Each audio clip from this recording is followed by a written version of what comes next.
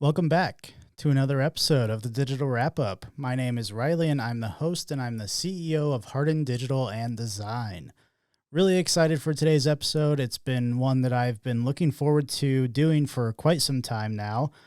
This past weekend, I was able to sit down with Quince Mountain, or as many people call him, Q, up in northern Wisconsin. We were up there for our annual sled dog races, and we were able to sit down and talk about social media and how he uses that, how the Bravermountain Mushing team utilizes social media, everything from Twitter, Patreon, and kind of how a community has been built around the team. The community is referred to as UglyDogs, and it's kind of been something that really took off on its own. So we talk about social media, all that type of stuff, and then just had a really good conversation about life in general and everything that's happening. So Q is, for those of you who don't know that are listening, Q is a dog musher and outdoor educator, adventure athlete. He calls it edutainment, where they do a lot of stuff, both him and Blair, and tell stories online. He's been published in several big news outlets, New York Times and different things. Him and Blair have wrote a book together. So he just has tons of stories and a ton of perspective on everything in life, and he's very interesting and lots of fun to talk to. So I think you'll really enjoy this conversation. So I don't want to delay it any longer. So let's go ahead and jump into it.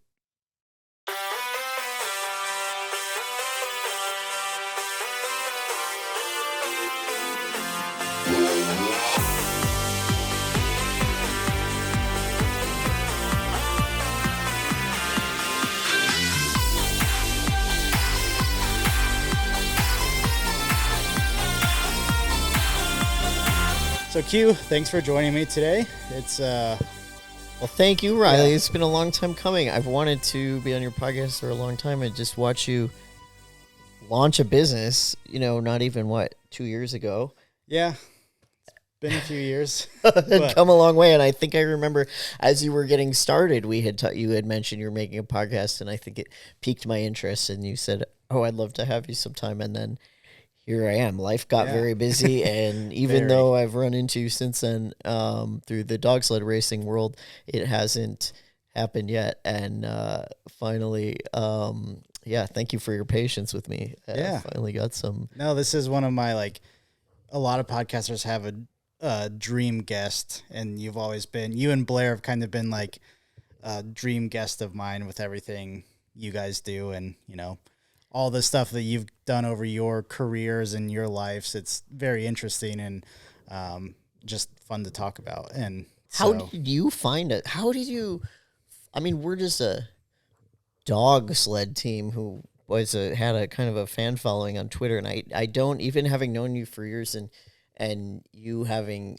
gotten to know our dogs now in person and so on, and spent a lot of time with us and with them. How did you find us? Well, I found you through Hannah. So, Hannah is my girlfriend, and for listeners of the podcast will know that she works with us here at Harden Digital. And, we met at the state when we worked at the state together. And it's really actually a crazy story how she started, we became close friends, and she told me all about Boo. It was, I think, after the first year. We met the winter and spring after the first year she came up for Doty. So that's when her and Beth fell in love with Boo. And we became friends. And then it was right when COVID kind of started. And that was when Hannah got the text or call from Blair that when you guys first offered Boo to Hannah and Beth, to stay with you guys or stay with them for the summer. And that's kind of my first introduction to you guys. And then I obviously followed you on Twitter and social media and everything. And I'm a dog person, so I fell in love with dogs. And so to be clear, your introduction to us was through social media. A woman you were dating got a dog from us that wasn't particularly warm toward you at first. Wasn't mean, but was kind of wary of you, right? Oh yeah, Boo is an interesting character. even, what is it, 3.5 years since I've first met Boo now, and he lives with us now, but he's still kind of, he has good and bad days when it comes to interacting with me. So He's just always been a weird. His mom is like this too, and his mom, Jenga, has done all these expeditions with us and dog sled races with my wife, but she just has this neurotic gene where she can be so brave and bold about so many things, and then suddenly one little thing, there'll be a pink flamingo standing in someone's yard, and she decides that it is death incarnate, and and then she yowls and yips as though it personally attacked her, even though it hasn't moved, and it doesn't matter. You can't talk her out of it. She knows, and then you're like, after a while, like, maybe Jenga knows something. I don't know. yeah. I don't know. Although Boo wasn't probably that afraid of you, but I know he just has this kind of slightly neurotic wariness sometimes. Yeah, I mean, the first 2 years when it was more of what was meteorology camp is what they called it. Every summer for the first 2 years, I couldn't really even pet him. Like, the only opportunity I had to pet him is if I was sitting on the floor kind of at a lower level beneath him, that he would even like attempt to come up to me and like actually get pets and enjoy me. So he's a very interesting dog, but he's warmed up to me since he lives with us now. And, I take him out, won't let me pick him up, but I don't think he doesn't let most people pick him up, but I take him on walks. I can touch his paws now, which is a big step for Boo. Big. Yeah, I can wipe his paws whenever he comes in. Can't cut his nails, but we're working on it. So, so it's kind of ironic, the podcast talks a lot about social media, and kind of met and learned about you and Blair through social media, which is a big part of, I think, your lives and your community is social media. And, for those who aren't on the musher side of social media, can you kind of talk about the community that you've built? We can get into Ugly Dogs in a second, but like, how do you and Blair like use social media? Obviously you have big followings, and a lot of people interact with you and share everything from mushing to community activism and things like that. How do you specifically like use, like, what are your goals with social media? What are you using it for the sled dog team? It's so funny as you ask this question, Riley. I just think to myself, well, did we really build this community? I mean, I don't think we have built this community. It has felt so organic, like a thing that emerged. I didn't even know, and I mean, I'm not that familiar with I wasn't, and I'm still not, with the kind of sci-fi, fantasy, gaming, cosplay kind of world. So the idea of a fandom was something that I hadn't really experienced in any way directly. But I would say that our sled dogs ended up with this online fandom, and that since then I've learned about that kind of culture, which is really not like a one-way kind of thing like people might think of a quote-unquote influencer, where you're sending a signal or a message out, and there are sort of limited ways to receive feedback. I mean, I think like we have introduced our dogs to people online, and then people take and do things with that I never would have thought of. I mean, people make incredible art. People, have questions and stories, and, but not just this sort of, oh, they could email with a question about the dog. I mean, people will make up, elaborate, cool stories and jokes and things that emerge. And so there's a part of me that wants to say, well, we didn't create a community at all. It just emerged. But I also remember, in another life, I guess I've taught creative writing and writing workshops, and I remember how important it was to me as a teacher, and I think it is to have the class meetings and the group feel like an insider experience, like like it was important to me that the group of students, because these are like small workshops where you only have 12 to 15 people, and they're college students. They might be used to going to big lectures or something, and you have to quickly like make it a group. Well, how do you do that? Let's see. You offer sort of things that create a culture that's specific to the course that we all kind of share, that like brings us all in, from wherever you come from. So it's not this like, and especially the writing or creating and insecurities people can have, there's quickly these hierarchies. But if you make it like your cool little club that everybody in your class is in, and it's like a team, it probably is a lot like a sports team, and it's much more successful to teach a course, especially a workshop type course that's collaborative. Even if you're having your story or essay workshops, everybody's collaborating on it in that group to help you produce a better story, and then you're doing the same to theirs. So hopefully what's being made is not what would be made if somebody were just working individually, right? It's hopefully better. And so we want to make a culture that, people are sort of bringing out the best in each other, and it's like a team, and you're all helping each other, and you all get to celebrate each other's victories and help each other through the hard times. And I think that's what, so as a teacher, I would deliberately do things to create a kind of shared cultural experience in my classroom where people could be responding to a kind of prompt or series of exercises I put them through, or series of experiments. Sorry, I'm going to say that again. People could respond to a kind of prompt or series of exercises I put them through, or even, some funny little things I did. Like once I remember like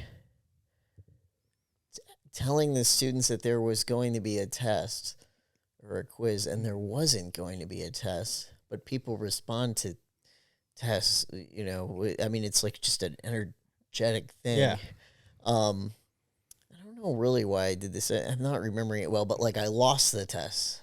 I mean, I didn't lose the test. Yeah. But I just said I lost the test so that we would have this like blank day of like people had felt like they prepared for a thing, then that thing didn't happen, then what do we do? And that's kind of like the real test, so to speak. Yeah. But it wasn't going to be graded like people get an A or an F. That wasn't the point, even though that's what people were expecting. I had never explicitly said that, but the test was like, oh shit, now we have this open space in front of us. What do we do with that? And that kind of is like every piece of content or writing or media, that someone creates. And so it was a way to sort of back out of that or be disarming in a way where some of the students who had been, the most comfortable and confident were the ones that were the most disarmed. Not, they thought, oh, there's going to be a test, I'm going to be prepared.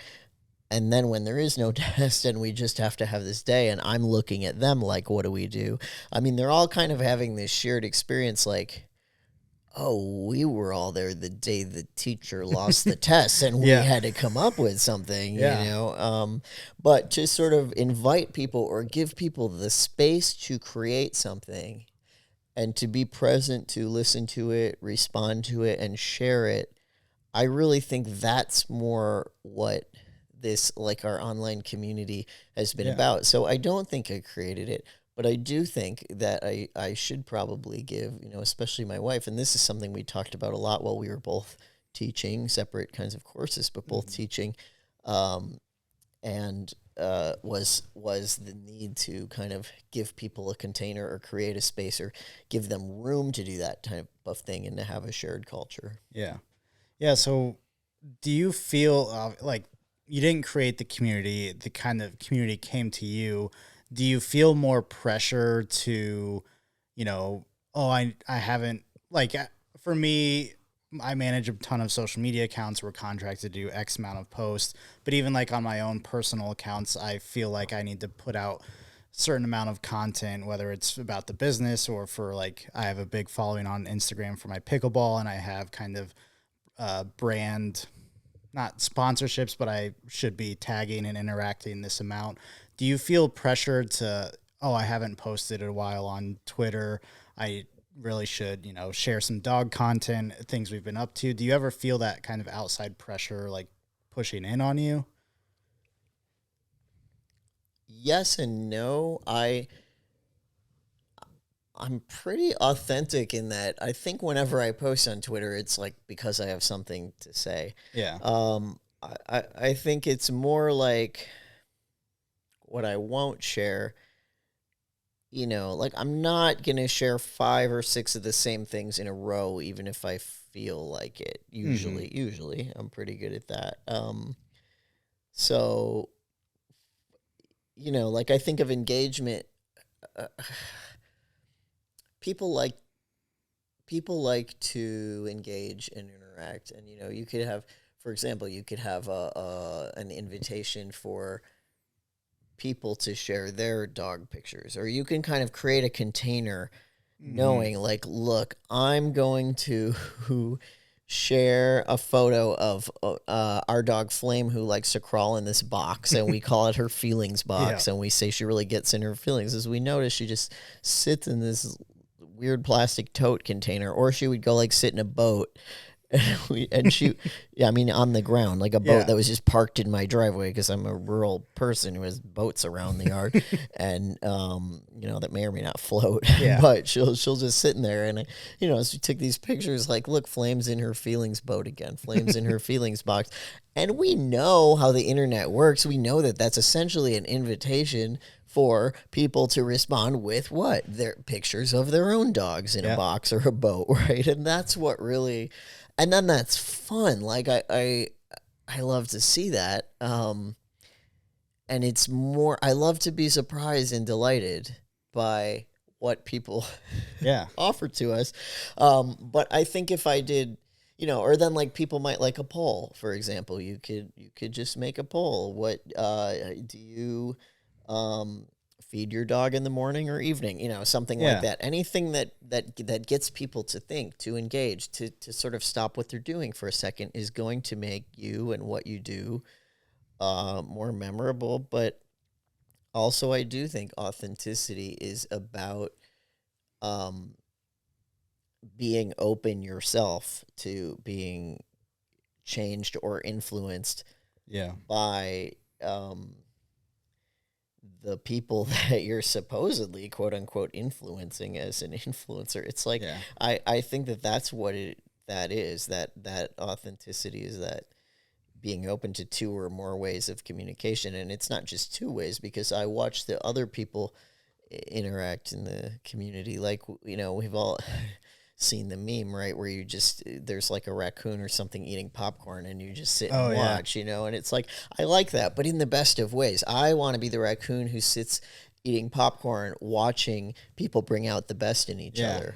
I mean, you just post one thing, and I've seen it tons of times on both your and Blair's, and then even if you post it and you're not able to respond or engage back right away, I'm sure you could come back to like a full-blown conversation, like maybe 5 different conversations that stem from that one post that was just a simple post of you feeding the dogs or cutting up meat for the dogs or something like that.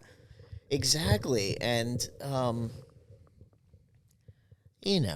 people love to talk about their pets. They're like apolitical. They're usually a source of good and joy in people's lives. You're not like, you're not like violating your dog's privacy to share their photos. They don't care about the stuff we do. So they make kind of nice subjects, and so it's just like a nice thing. And I think people are hungry for nice things and connection. I mean, I sometimes sort of miss the days when social media was like mostly cat pictures, and not like so divisive and whatever. And algorithms, and I mean, it was sort of nice when it was just like timeline like, oh, you follow all these people, you're going to see every single thing one of them posts in time order. And I know I could switch certain things back so that would be my reality, and yet I don't. I guess I let the algorithm pick for me, so to Yeah. speak, what's the most important, I guess. I don't know. Sometimes I do. Sometimes I do. Yeah, I switch back and forth quite a bit. Sometimes I'll, I'll get on Twitter, or like I've even been using Threads a lot, which is the Twitter alternative. And it's like, if you interact with one thing on Threads, the next time you refresh your feed, it's just like 30 posts in a row of that exact same topic. So like there's sometimes I prefer one over the other, just depending on the mood. But it's interesting, you talked about dogs. I always say this: dogs and babies are gold on social media. So you have that very positive content most of the time around dogs, anyways. But there's that other side to social media. There's so much negativity on social media, right? It's almost hard to avoid, whether you're looking for it or not. You just see whether it's somebody just having a one-off reply or something that just spreads negativity. How do you kind of combat that? Or like, for people listening, how do you have any tips to avoid being negative or finding the negative, or kind of just not allowing the negativity to suck you in on social media? I mean, outrage does drive engagement, but then is it the engagement you want? I mean, people look at numbers like I had someone I admire, an editor I admire somewhere. I mean, not that I've worked with, but kind of apologize to me and say, and he's a person who thinks a lot about the internet, and he said, "Oh, I'm sorry you guys aren't like that famous or don't do that well or something." And I thought, but yeah, we don't have millions of followers or something, but I don't know how that would be better than I'm truly like just amazed and proud about the community we have. Like there's a number of people who've come out to the dog race we're a part of this weekend, and you could be doing a really interesting podcast with like any one of them, Yeah.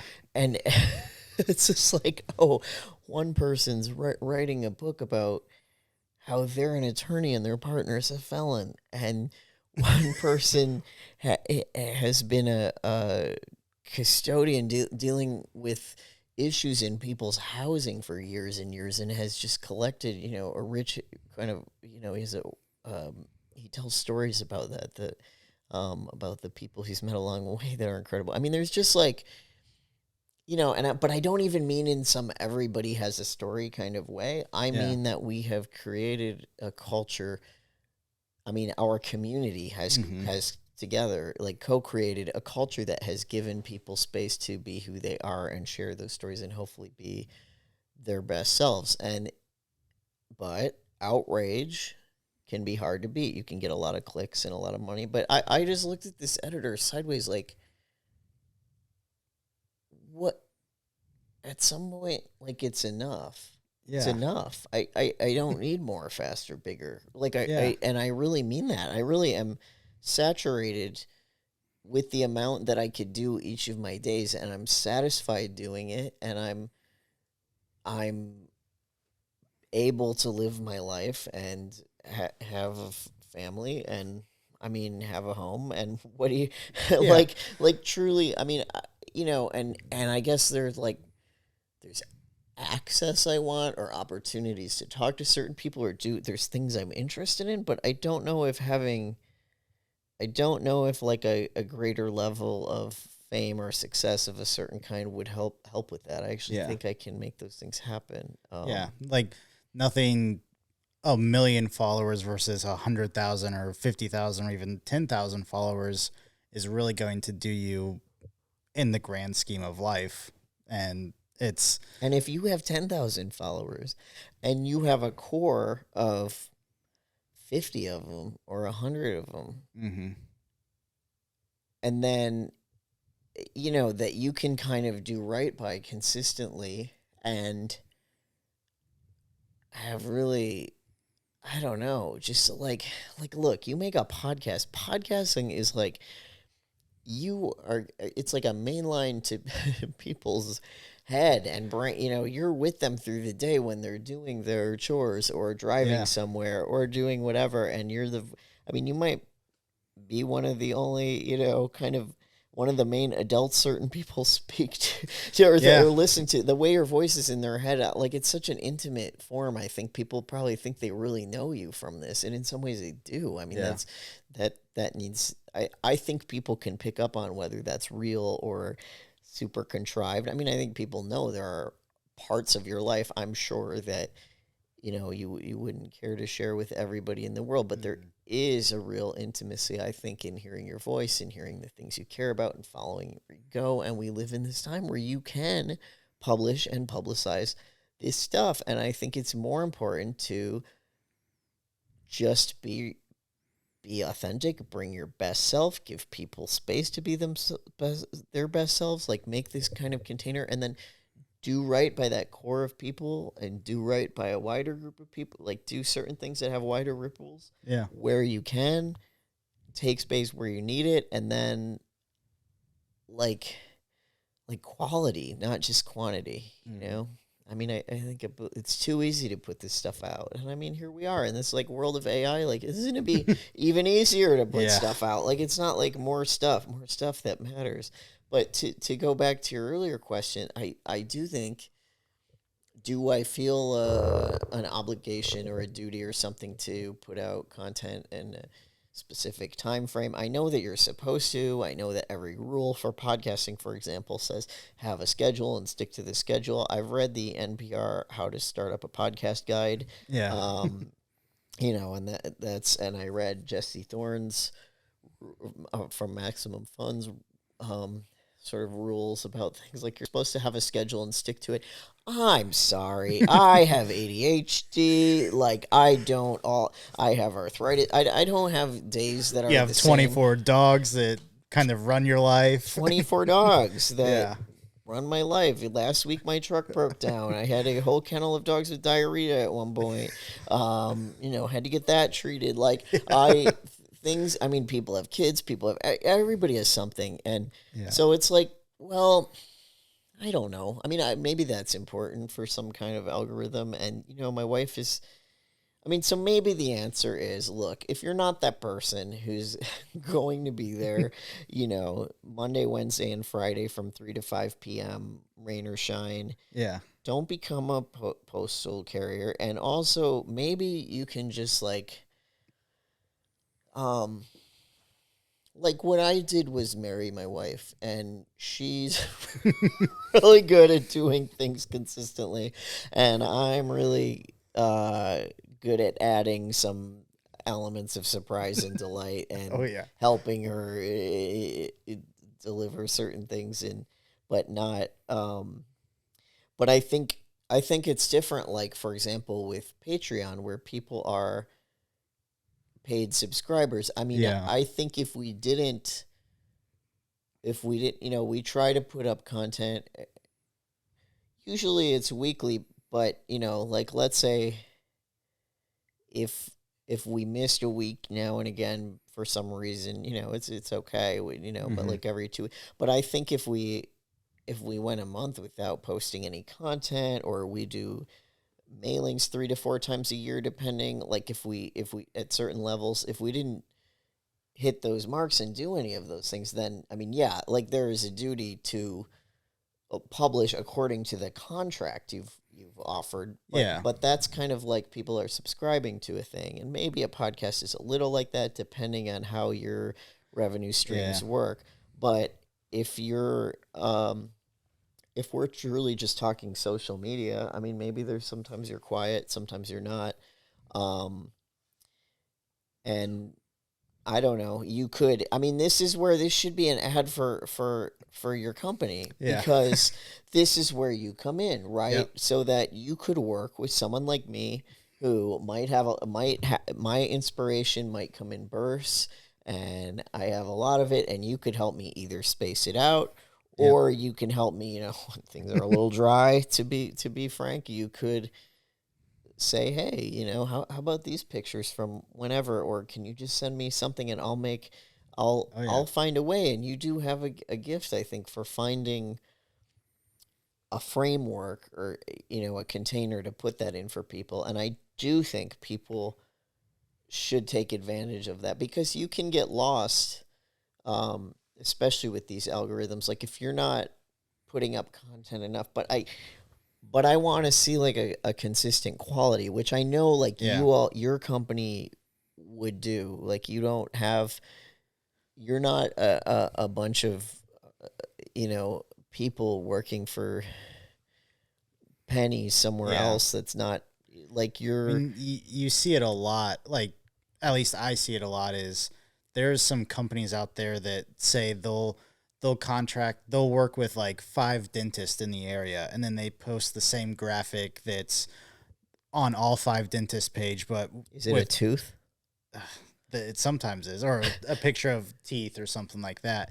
But it's like the exact same graphic, like same white lady teeth. Yeah.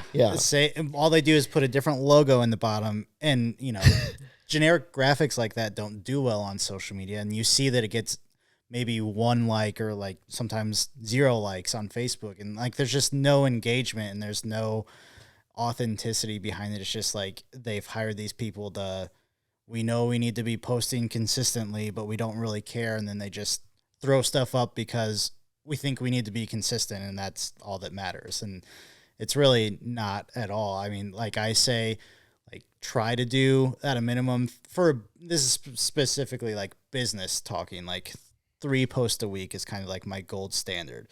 Whether it's just that's a nice number. It's like 3, 1 image, 1 just, it doesn't all have to be the same type of content, whether it's 3 videos, 3 images, 3 just text posts or tweets or something like that.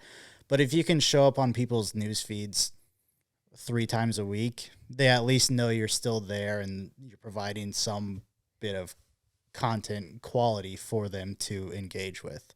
So it's, and there's other aspects to why I say 3 posts a week, and why we split it up who we work with. Of, sometimes there's just not enough content. And it's like, we don't want to push out posts just to be pushing out posts, because if you push these real crappy graphics and nobody engages with it, that's almost worse than not posting at all. I agree. So it's, there's tons of different factors to it, but I think authenticity really does, whether you're a content creator doing it for your own personal gains, your business, or whatever it may be. But make people laugh, if nobody ever like resents you for the time you took in just making them smile or laugh. Yeah.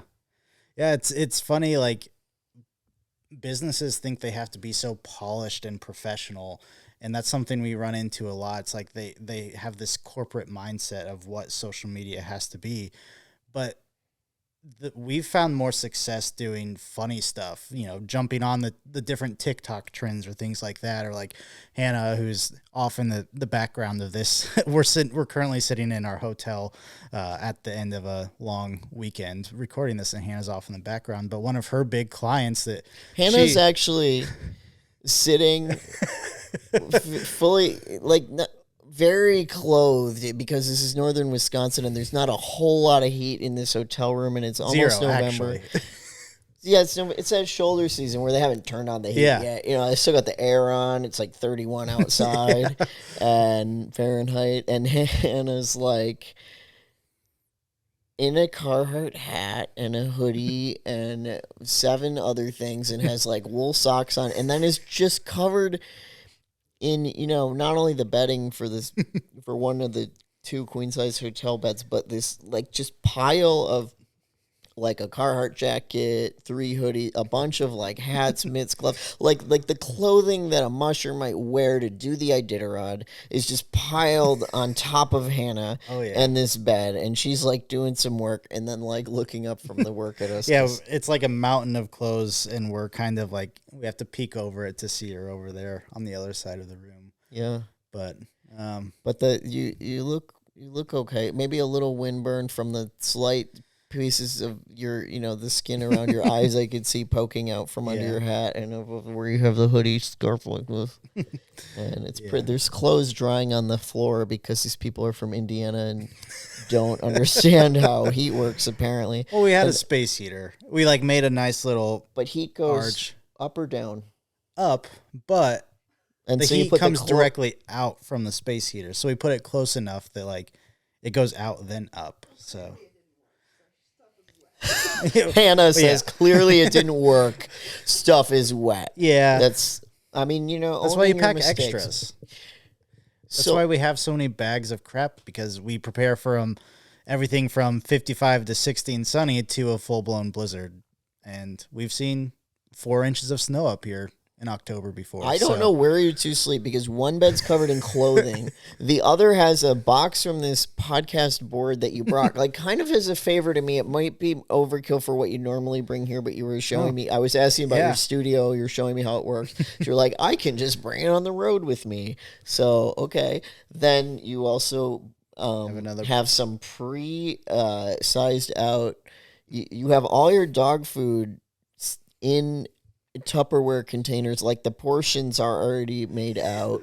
That was Hannah's doing. Hannah's the organized one here. Yeah. Okay. So, do you need to feed your dogs, at the same schedule all the time? No, that was kind of just our emergency portion of food for the drive here or back.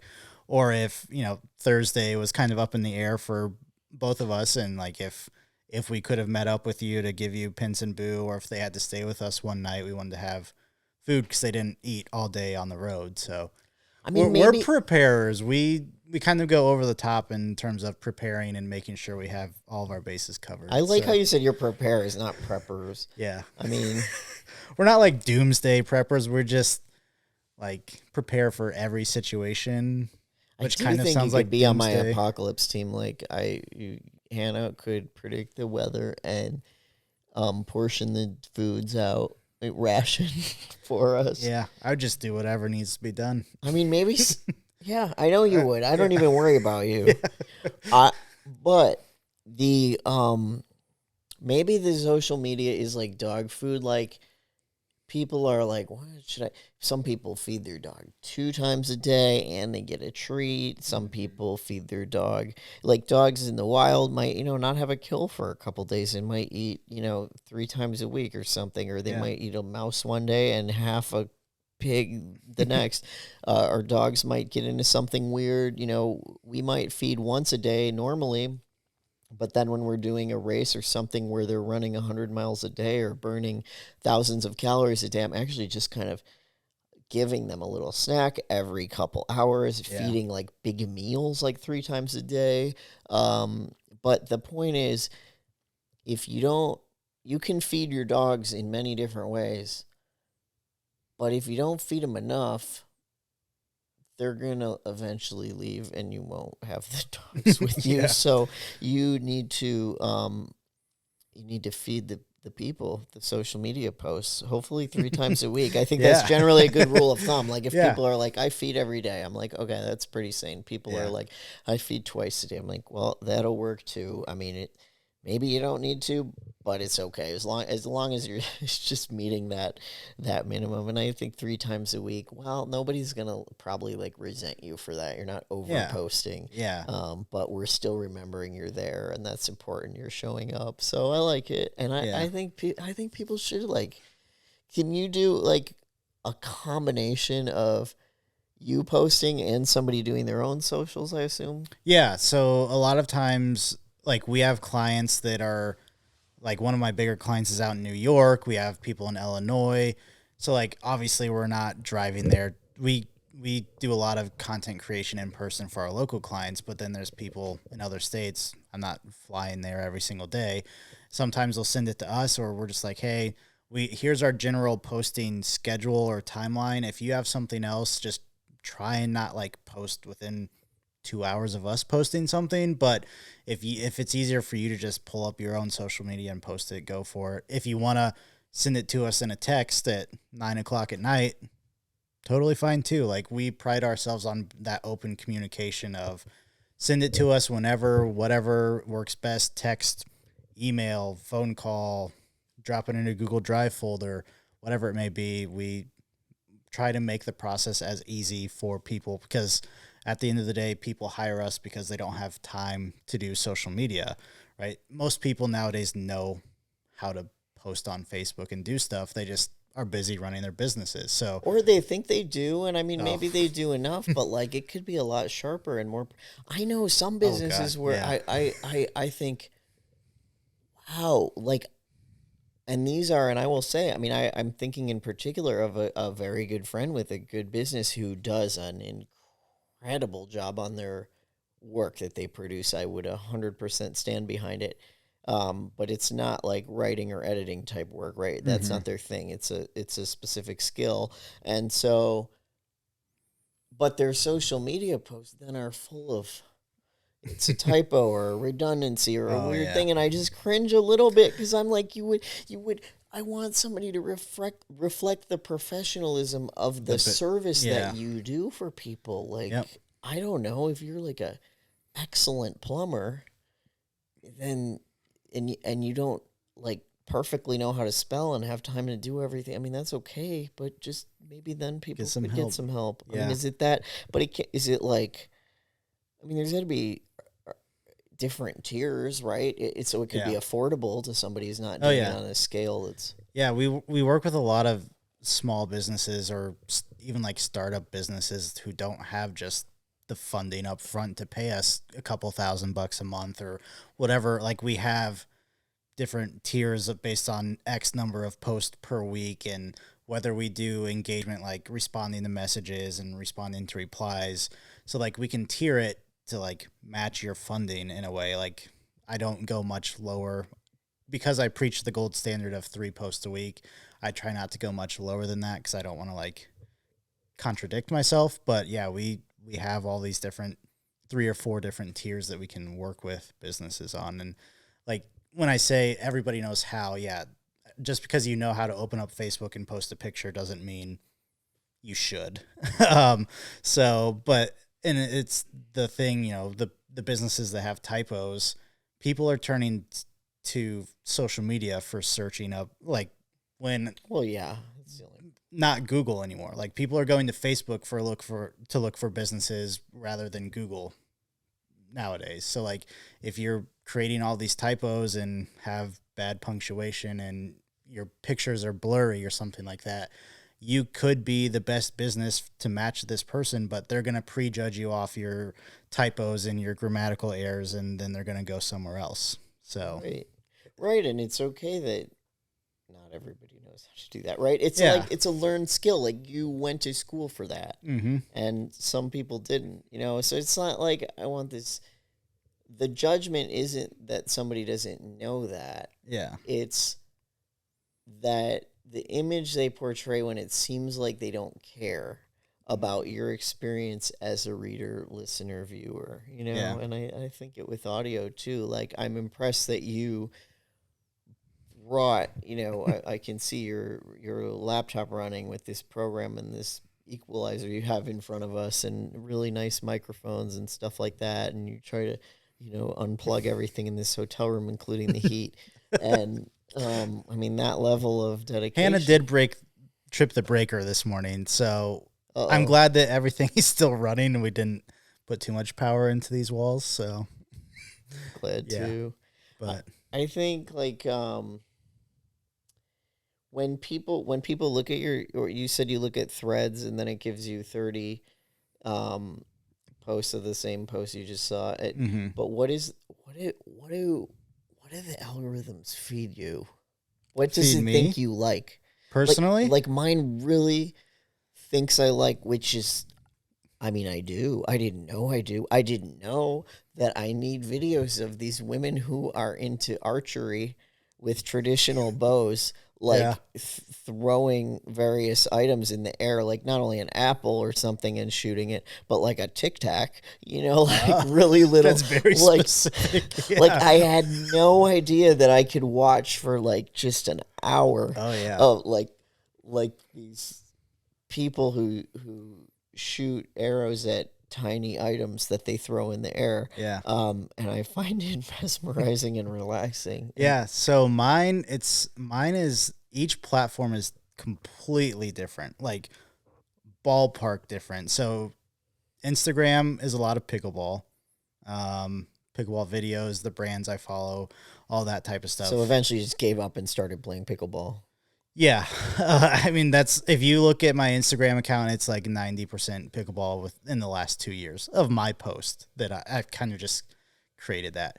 Facebook, I don't know if I've ever told anybody this, but a lot of my videos and stuff that gets suggested right now is of paintball, kind of way out there. I get a little bit of paintball, like too. The videos of them shooting down the lane and you just watch the balls go, or they're running and I don't know why. Like, I've played paintball. Tells me where the paintball place is. I don't have that. But no, I get like videos suggested in my feed, and then I'll sit there and watch like 10 paintball videos. And it's like, I've played paintball before. I don't play it now, and it's just weird. And then like Twitter is more like sports and ugly dogs, mushing. Twitter's kind of more of a mix of a lot of stuff, but then like Threads, the new one, is a lot of social media, like content creators or other social media managers. Like, that's kind of more of my networking with other people that are social media, books, that kind of niche there. So like literally every single account is different. It's weird. But like it's weird how they pick up on different things and then they suck you into it, and then it's like, now you discovered that you like that and we're off and running. So yeah. There's something called Butter Talk, I think, where Blair watches. I don't know. There's some things about butter on TikTok. Interesting. Yeah. Yeah, TikTok for me is a lot of funny videos. It's like each platform has videos, and that's mostly what I consume, or that's what, like, if I were to lay in bed and pull up social media, it's videos. And TikTok is just funny, like, fail videos or kids running into stuff, like that type of just like random funny stuff. And it's like, try not to laugh videos. So. Kids running into stuff. Oh, kids getting hurt. There's like a specific TikTok channel of like kids getting hurt. Not like crazily hurt, but like running into doors or just random stuff like that. It's one of my favorite channels. So, but it's weird that like that's just way different than my pickleball or my business or social media stuff. So. Hey, Hannah, what's your deal? Hannah is uncovering herself. She's under 62 layers of fabric coats. I am cold now.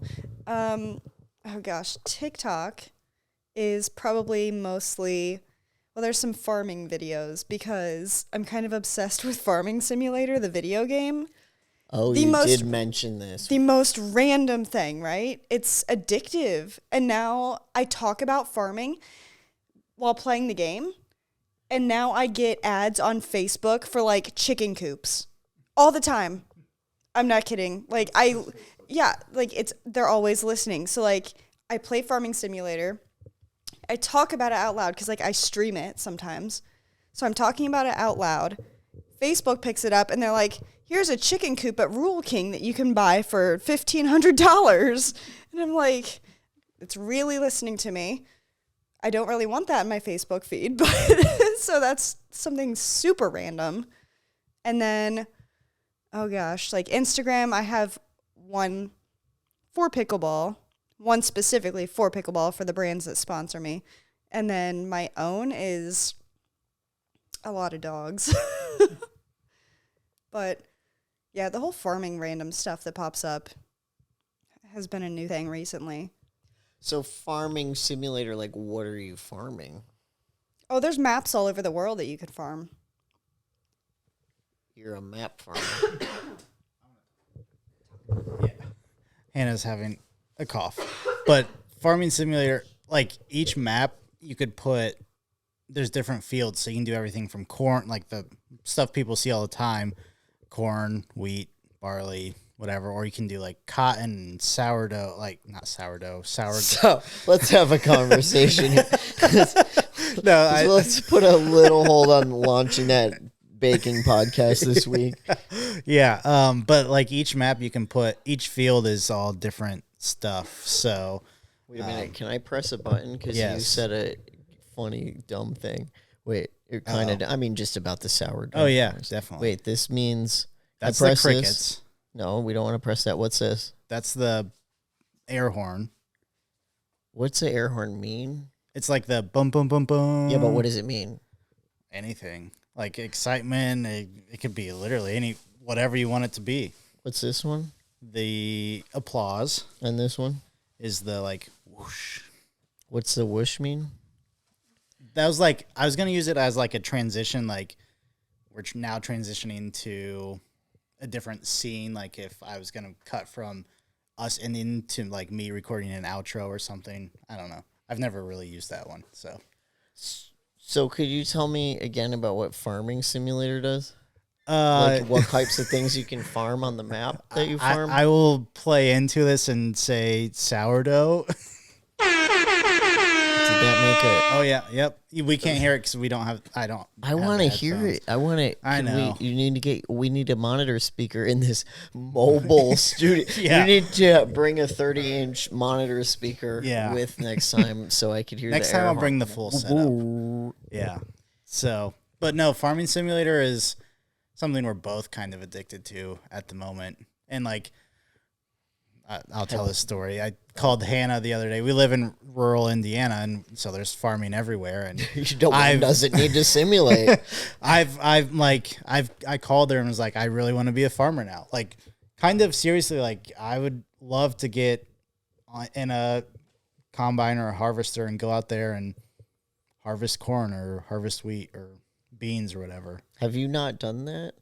I've ridden in them before because my grandpa's a farmer, but I've never done it. Like I've never solely driven it or done it myself. So, but it looks so much fun.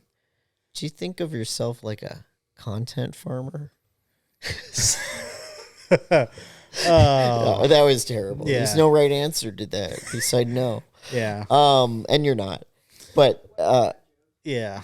One day, but no, I think we can. I think you can. I think I'm gonna just let you know when I have some hay. If you've cut hay, Yeah. yeah.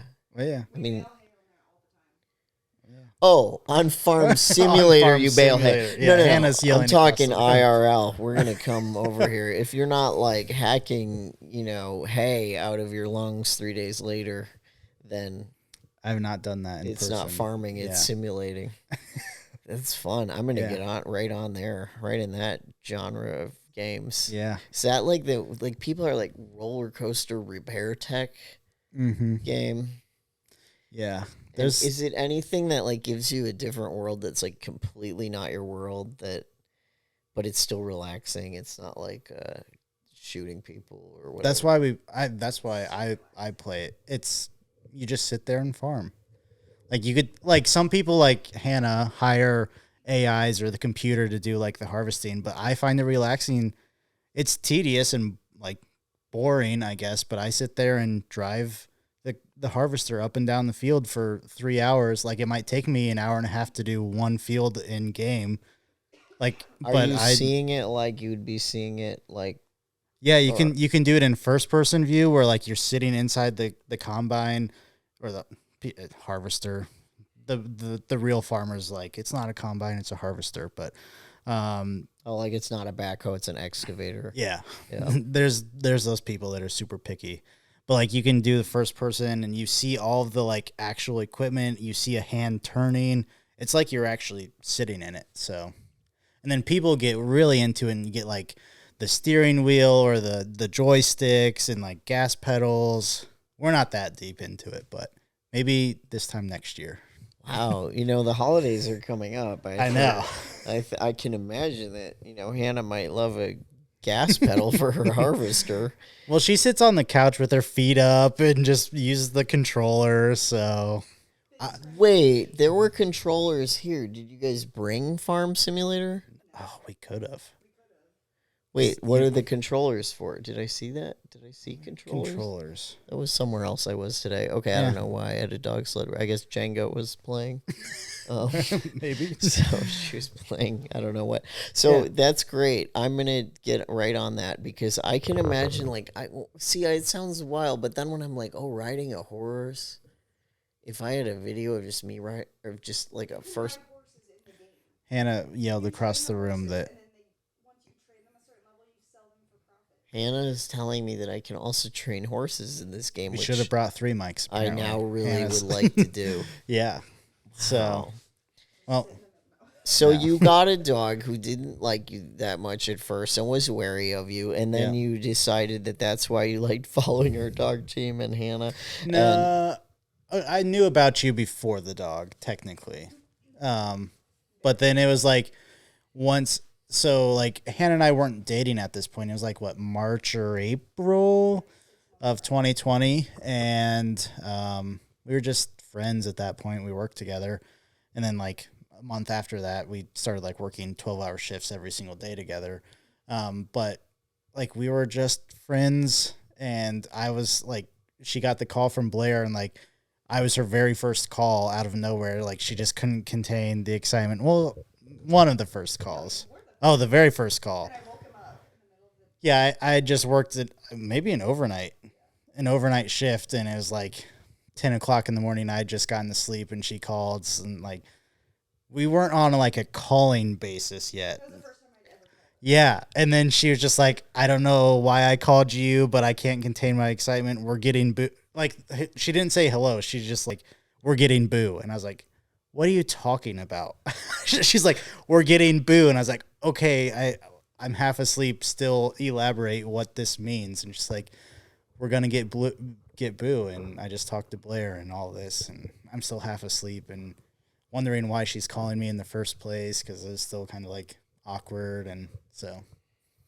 Aw, Yeah. I didn't know that we played such a special part in your relationship. You Our really dog did. See, that's... Oh, Hannah's telling a story again off of microphone. Don't worry, we'll give you a synopsis. Yeah. She spent the next several days...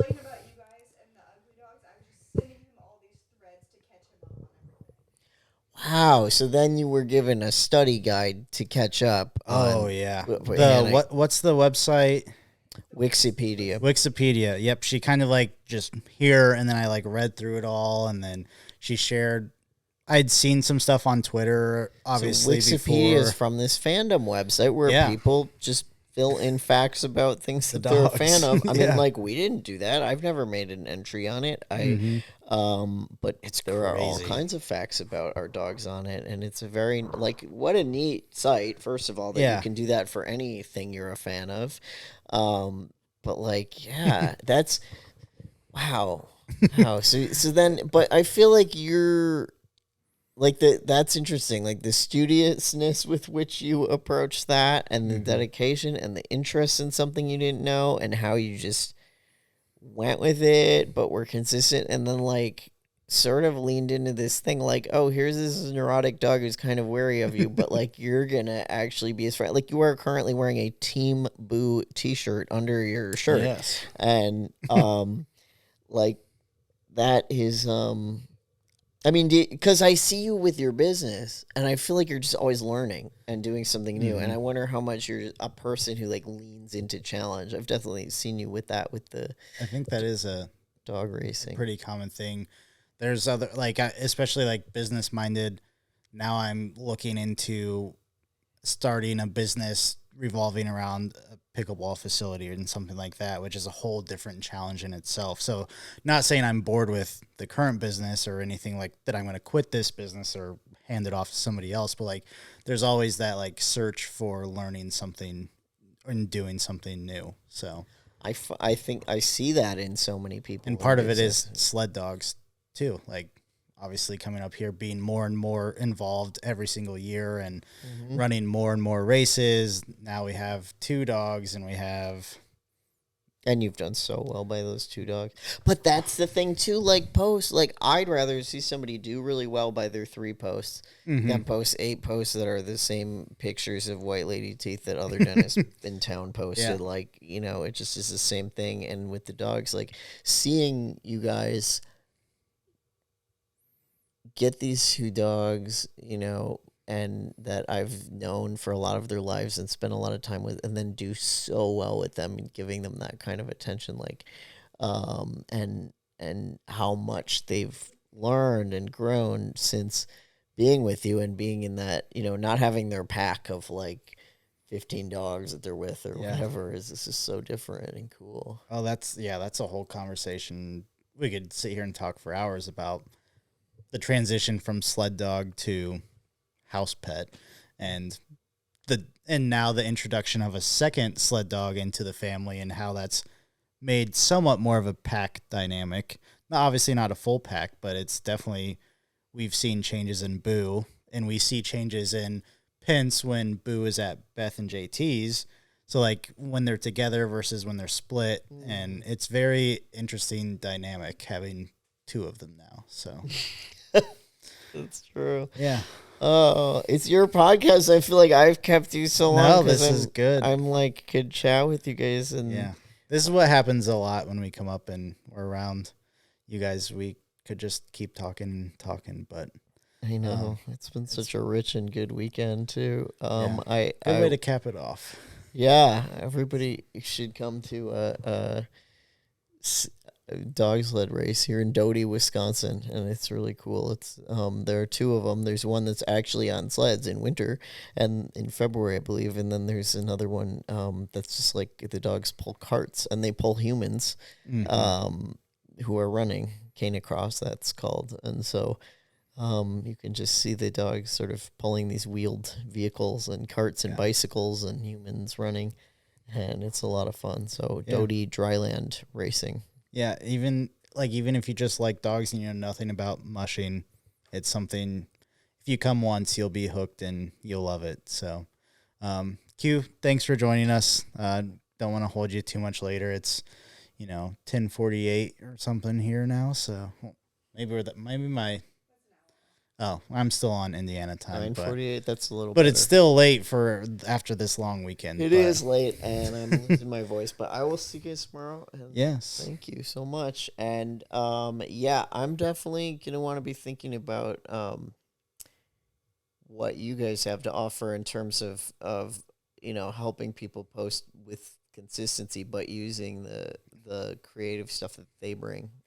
Really cool. You've been a big advocate for us this weekend, even talking to a couple of different people pushing us and promoting us. So really, like Owen, you're like, Owen, you should thought work that for with years though. That really, see, that's authenticity. I didn't. That wasn't any kind of like you have a business and I want you to do well and you're a friend, but like I know that my friend who's a taxidermist and is incredibly skilled at it and has been doing it since he was literally a teenager, and he's in his mid-40s, and he's incredible gift at it, and he's also a great talker of how he does it. And I mean, people love listening to him, and he could, and his shop is beautiful and his work is beautiful, and he could, and he's just a gifted teacher too, and it could be about taxidermy, or he has a video he posted about how to cape a deer. He has a he's taught me all kinds of things about fishing, hunting, any outdoor skills, foraging, and I'm like, oh, he could just like he could have a show, and I would love to see it, but he thinks to himself, well, I could never make that. I'm not good with making stuff like that. Not like the teaching part of it, the whatever. And then I said, that's why you would talk to someone like Riley. Like, I don't know why people think that they would have to be the one to like create the show. Like, you could go over there and make some videos of him and post them. And I feel he could really just continue on business as normal, and we just are there to capture it. And, maybe he talks to the camera a little bit, but it's really wouldn't be anything out of his regular day routine. And obviously, Owens, they said they were super backed up, but it's not even about getting more business, like getting more animals to do the service for, but it's really, growing that following. You could, there's tons of different revenues or avenues of things you can do with social media and just putting that content out there for people. Yeah, and different revenues. Like you could get a following with some ad revenue, or I mean, there's, all kinds of. I mean, things can turn into the opportunity to write a book or do speaking engagements or meet people. I mean, it's like, I don't know. People can, you can meet someone and fall in love. Like you can, there's things that are of value that aren't necessarily, it's not just one thing. There are all kinds of reasons and ways to do things. But I genuinely think, I just think I'd love to see it. I'd love to see them have you or someone do some work for them, but I know you could do a good job with it. And really just sounds like Hannah and I need to move up here. Yeah. Between running dogs and helping businesses out around here. But I'm excited what you're doing in Indiana too. Yeah, that's the part. We've established a good setup there too. But if we could have the best of both worlds. We could have like a summer cottage. Ooh. And do some farming, non-simulated. Oh yeah, there's tons of opportunities. But I'll get you behind a harvester in real life if you come up here. All right. Now Hannah's jumping up and down. Yeah, well, thanks, Q. One last thing, if people want to learn more about you, about the dog mushing. Bravermountain Mushing. Yes. Braver, Braver, Mountain Mushing. Just look us up, and we'll be there. Yeah.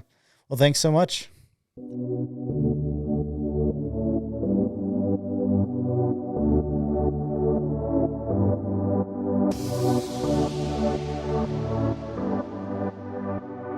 There you have it. What an awesome conversation with Q.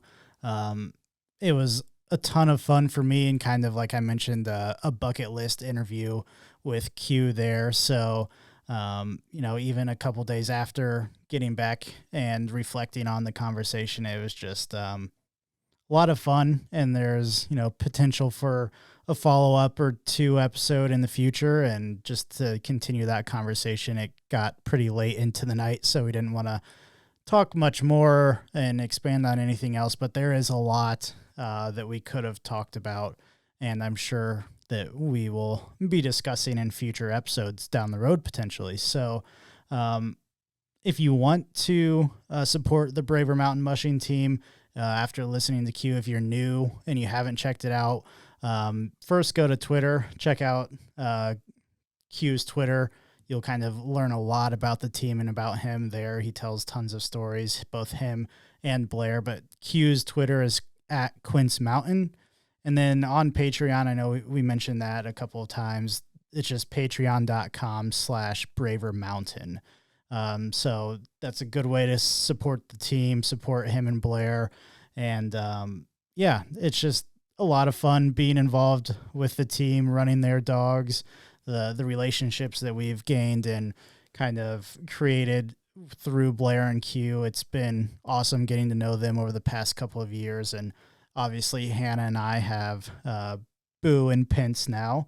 So we're getting more involved, and, we have ran several dry land races, and we now have a small sled. So hopefully this winter we will get to do some actual mushing on snow with Boo and Pince. So just a lot of fun things coming, the fun things that have happened in the past because of the generosity and the friendship of Blair and Q. So it was really good getting to sit down and talk with him and just kind of get his perspective on everything and learn. I feel like every time I talk to him, I learn something new. So very fun. A lot of good insight into it. What goes into his thought process with social media, creating content, and all that stuff. So thanks, Q, again. Couldn't be more appreciative of you joining me. And I think we'll just go ahead and end it at that. If you want to support the show, the Digital Wrap Up. Please be sure to subscribe to it on whichever platform you're listening to or watching. You know, we're on YouTube at Harden Digital, and then if you're listening on Apple Podcasts, Spotify, Amazon, whatever it may be, just please hit that subscribe, leave us a review if you would be so kind. If you enjoyed this episode, that we'd be greatly appreciative of that, so that we can continue creating good content like this for your pleasure. But I know we're probably going to get a lot of listens from people who haven't checked out the podcast before, so I'll just end with this, that, you know, this podcast has a focus on social media, digital marketing, entrepreneurship, running a business. You know, it was started as a podcast to follow my kind of path as a entrepreneur, starting Harden Digital and how that transformed to Harden Digital and Design. And, you know, we sprinkle in some good tips on social media, everything from TikTok to starting your business accounts and everything. So if that interests you, feel free to go back. We're now 50 plus episodes into it, and so you can definitely get a lot out of it if you're in that world. But thanks again, Q. I'm going to wrap it up for now, and we will talk to you next time on the Digital Wrap Up.